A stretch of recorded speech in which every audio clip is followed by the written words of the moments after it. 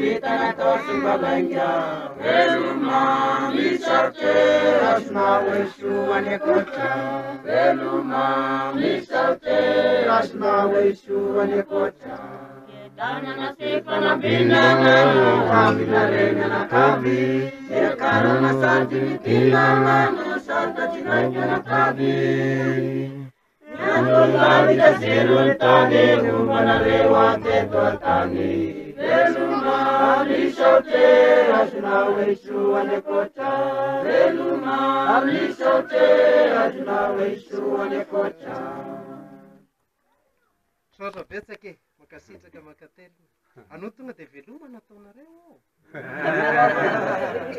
ohatran'io tonga dia isaraketantsika bata voatonga sa hoana raha misy katesista sy président fiarahabanany fahatongana kay tonga soa moa fa dia tonga soa fa sara ny todiny lalana moa fa rasirasy ny lalana eka ao moa fa dia misaotra betsaka ny fandraisanareo rehetra tamikafalena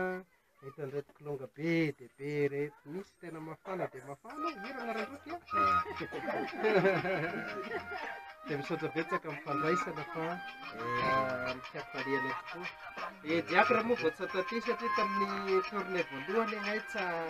afaka nandeha dia tsara ny anehoana azy anareo fa mety misy vao tsy nahita ny diakora mihitsy sady izy koa vao sambany sambantsika pratsiky no anarany tsiky Marcel dia raha isika mitehaka